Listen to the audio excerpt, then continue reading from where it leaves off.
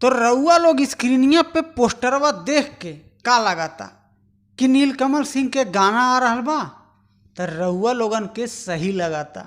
भोजपुरी के जवन सुपरस्टार बाटे जेकर नाम बा नीलकमल सिंह।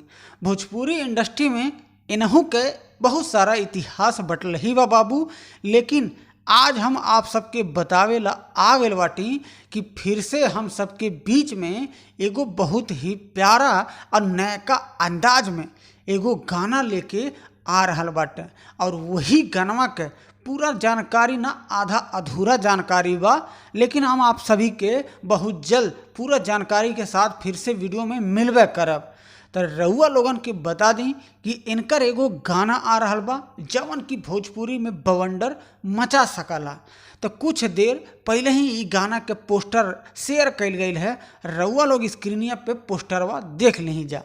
जौने गाना के टाइटल बा बाबू कमरिया से झटका। तो रउआ लोगन के अनुमान लग गल हुई कि कमरिया से झटका भोजपुरी में भौकाल बवंडर मचा पाई कि ना। ई गाना में रक्षा गुप्ता नीलकमल सिंह के साथे डांस करत नजर आवे वाला बानी। ई गाना के राइटर हैं आशुतोष तिवारी जी, म्यूजिक डायरेक्टर हैं विनय विनायका जी, और ई गाना के भैया जो वीडियो डायरेक्टर बानी सुमित कुमार जेकर नाम बा। तो रउआ लोग एकदम तैयार रह जा, कहें से ई गानवा के फिलहाल के लिए कमिंग सून में रखल गल बा, यानी कि बहुत जल्द ई गाना के लॉन्च कैल जाई टी सीरीज हमार भोजपुरी यूट्यूब चैनल पर।